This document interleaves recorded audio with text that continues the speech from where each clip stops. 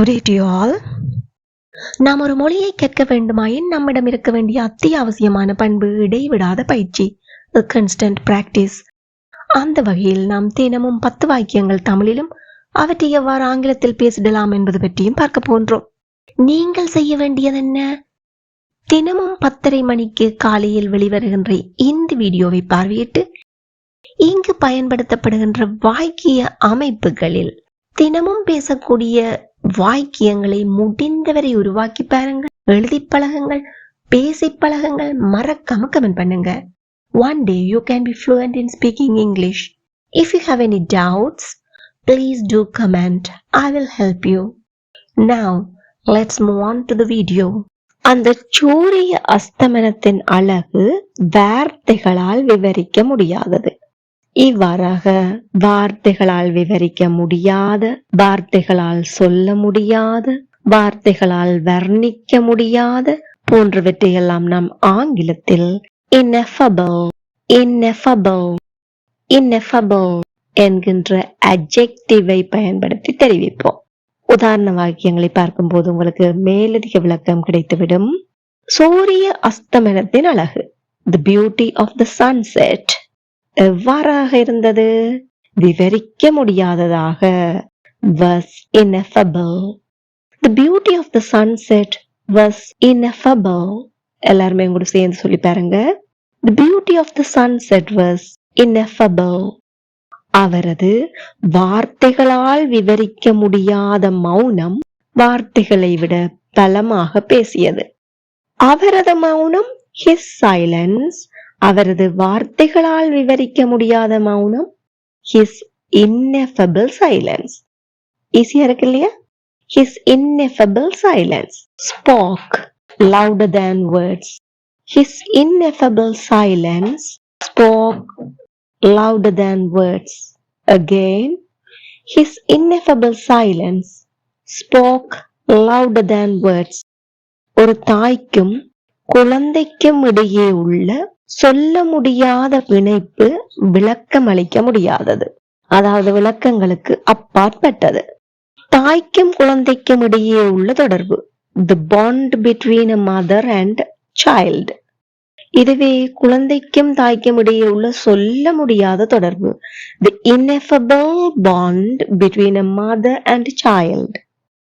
The ineffable bond between a mother and child is beyond explanation. விளக்கத்துக்கு அப்பாற்பட்டது. The ineffable bond between a mother and a child is beyond explanation. எல்லாரும் வாய் விட்டு சத்தமா சொல்லி பாருங்க.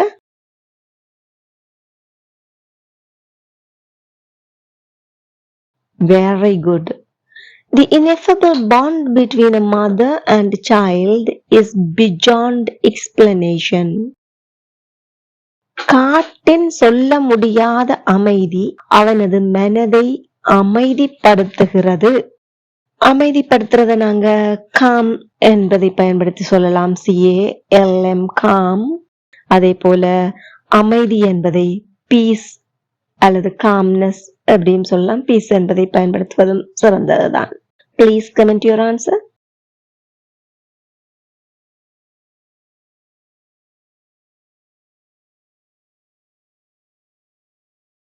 Very good.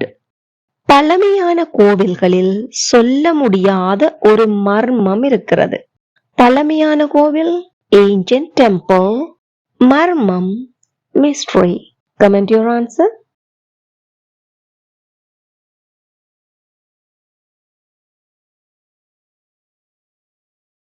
Very good. You got it. காவல்துறையினர் கட்டடத்தை சூழ்ந்தனர். சூழல், சூழுதல், சுற்றுகையிடல், சுற்றி நிற்றல் அல்லது சுற்றி இருத்தல், இவற்றையெல்லாம் நாம் ஆங்கிலத்தில் encircle என்றவாறு தெரிவிப்போம். இதனுடைய form encircles, past form encircled, past participle encircled. அதே போல ing ஃபார்ம் இருந்தா லாஸ்ட் இ இல்லாம போய் encircling என்றவாறு அமையும். காவல்துறையினர் கட்டடத்தை சூழ்ந்தனர். கடந்த காலம். ஆகவே the police encircled the building. The police encircled the building. Again, the police encircled the building. மேகங்கள் மலையுச்சியை சுற்றி இருந்தன. Clouds encircled the mountain peak. Clouds encircled the mountain peak. எல்லாரும் வாய்விட்டு சத்தமா சொல்லி பாருங்க. Amazing. Clouds encircled the mountain peak. பார்வையாளர்கள் தெருக்கலைஞரை சுற்றி நின்றனர். The audience encircled the street performer. The audience encircled the street performer. எங்கூட சேர்ந்து வாய்விட்டு சொல்லி பாருங்க. The audience encircled the street performer. அவள் தனது விரலை ஒரு ரிப்பனால் சுற்றி கொண்டாள். Comment it now.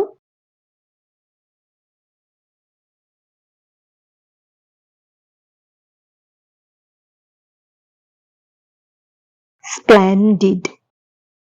நம்பிக்கை அவர்களது இதயத்தை சூழ்ந்து கொண்டது. Comment your answer.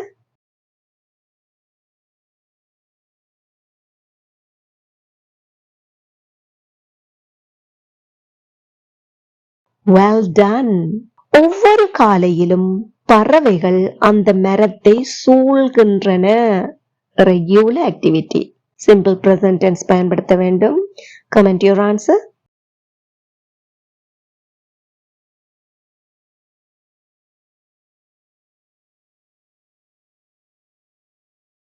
Wow, great, you got it. ஜன்னல் உடைக்கப்பட்டிருக்கு. ஒரு செயல் நடைபெற்றிருக்குது. அதை முதல் தடவை பார்க்கிறீர்கள் அல்லது அதன் விளைவை அனுபவிக்கிறீர்கள். ஆகையால் present perfect tense பயன்படுத்த வேண்டும். இங்கு எழுவாய் என்ன? ஜன்னல் செயலை செய்யக்கூடியது அல்ல. receiver of the action செயலை பெற்றுக்கொள்கிறது. ஆகவே it is a passive subject. அப்போ இந்த வாக்கியம் present perfect tense-க்குரிய ஒரு passive voice sentence.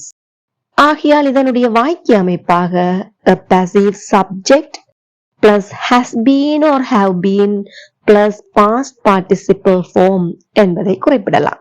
இப்போ உதாரணங்களை பார்ப்பதன் மூலம் மேலதிக விளக்கத்தை பெற்றுக்கொள்வோம். ஜன்னல் உடைக்கப்பட்டிருக்கு. ஜன்னல் the window ஒருமை எழுவாய் ஆகையால் has been broken. The window has been broken. எங்கூட சேர்ந்து சொல்லி பாருங்க. The window has been broken. திருடன் பிடிக்கப்பட்டுள்ளான். திருடன் the thief. Again third person singular subject. The thief has been caught. The thief has been caught. எல்லாருமே கூட சேர்ந்து சத்தமா சொல்லி பாருங்க. The thief has been caught. வேலை பூரணப்படுத்தப்பட்டுள்ளது. The work. இதுவும் என்னது? third person singular subject தான். ஆகையால் has been. The work has been completed. The work has been completed. எல்லாரும் வாய்விட்டு சத்தமா சொல்லி பாருங்க. Very good. The work has been completed. ஆவணங்கள் சமர்ப்பிக்கப்பட்டுள்ளன. ஆவணங்கள் a plural subject. ஆகையால் the documents have been submitted. The documents have been submitted. Again, the documents have been submitted. நாட்காலிகள் அடுக்கப்பட்டுள்ளன. Comment your answer.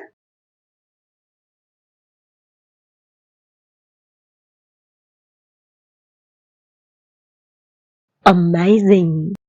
Car பழுது பார்க்கப்பட்டுள்ளது. Comment it now.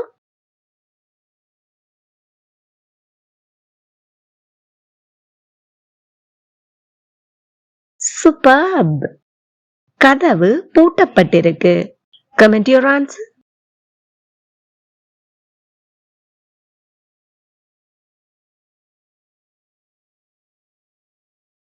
Amazing. You got it.